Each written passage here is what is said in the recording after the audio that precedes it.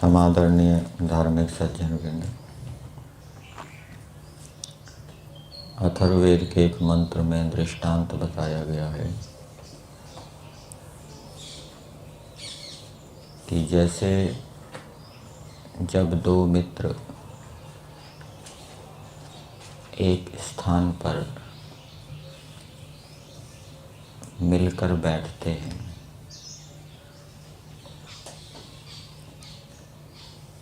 काफ़ी दिनों के बाद मिले हैं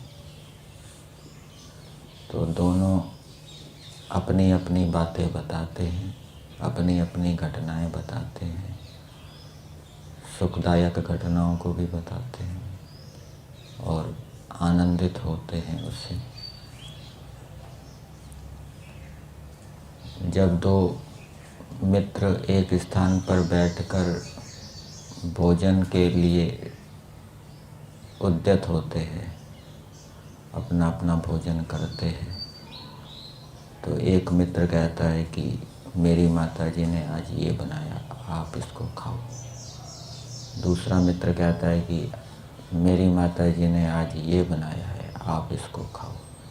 तो वो एक दूसरे के भोजन को खाकर आनंदित होते हैं।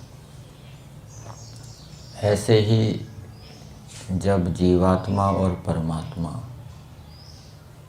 एक सखा के रूप में है, इंद्रस्य युज्यः सखा, हृदय रूपी स्थान पर, हृदय रूपी गृह में जब जीवात्मा और परमात्मा मिलते हैं तो जीवात्मा के भक्ति रस का पान परमेश्वर करता है और परमेश्वर के द्वारा प्रदत्त आनंद रस का पान जीवात्मा करता है। भक्ति पूर्वक जब जीवात्मा प्रेम पूर्वक ईश्वर की स्तुति करता है तो परमेश्वर उसको स्वीकार करते हैं, उसका पान करते हैं और फिर उसको अपना आनंद देते हैं और जीवात्मा उस आनंद रस का पान करता है। एक दृष्टांत और बताया गया है वेद के मंत्र में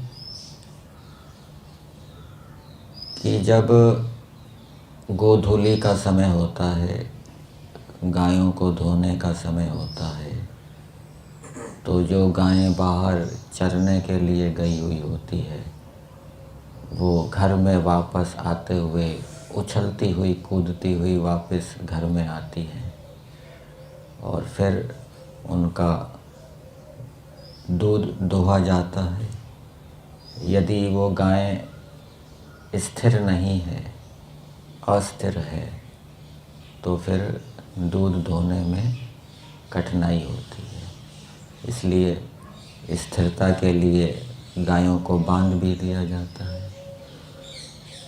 इसी प्रकार से चित्तवृत्तियों को गायों के समान कहा गया है। जब चित्तवृत्तियाँ अस्थिर होती हैं, एक विषय में नहीं टिकती, तो उन चित्तवृत्तियों को दूहा नहीं जा सकता। परंतु जब चित्तवृत्तियाँ स्थिर होती है, एक ही विषय में चलती है, तो उनको दूहा जाता है। इसको इस रूप में समझना चाहिए कि जब हम एकाग्रता से ईश्वर की स्तुति करेंगे तो हमें ईश्वर का बोध होगा, तत्व ज्ञान होगा। उससे हमें ईश्वर का गुण, ईश्वर के कर्म समझ आएंगे और उससे हमें आनंद की प्राप्ति होगी।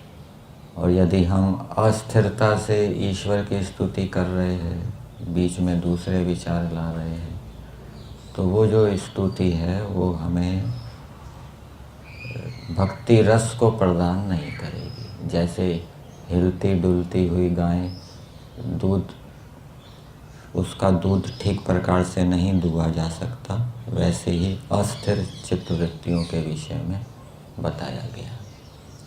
और चित्तवृत्तियाँ कब स्थिर होती है, ये भी ईश्वर की कृपा है कि कोई उपासना के समय स्थिर चित्त होकर ईश्वर की स्तुति करता है, और किसी का उपासना के समय चित्त स्थिर नहीं होता, प्रयास करता है, संकल्प लेता है, फिर भी दूसरे विचार आ जाते हैं।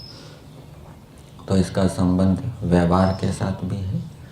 जो व्यवहार के अंदर ईश्वर को प्रसन्न करता है, ईश्वर के अनुकूल चलता है, उसके गुण कर्म स्वभावों के अनुकूल व्यवहार करता है, सबका हित करता है, अहित नहीं करता, पुरुषार्थी रहता है, मेहनत ईमानदारी से काम करता है, तो ईश्वर की ओर से उसको ये देन प्राप्त होती है कि वो थोड़ा समय भी ईश्वर का ध्यान करेगा तो बहुत ही तल्लीनता से करेगा, और उससे उसको थोड़े समय में बहुत लाभ हो जाएगा। जैसे ये यज्ञ करते हैं, यज्ञ थोड़ा समय किया जाता है, लेकिन इससे बहुत से प्राणियों को लाभ होता है।